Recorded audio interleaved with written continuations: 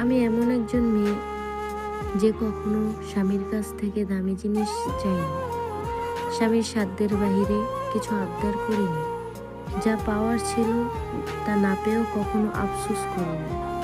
কারণ আমি জানি আমার স্বামী সফলতা পাওয়ার জন্য দিনরাত পরিশ্রম করে। সে ভালো না থাকলেও আমাকে ভালো রাখার চেষ্টা করে। তার সফলতার জন্য এটুকু ধৈর্য তো আমি ধরতেই পারি। সে একদিন আমার সব স্বপ্ন পূরণ করে দিবে, ইনশাআল্লাহ।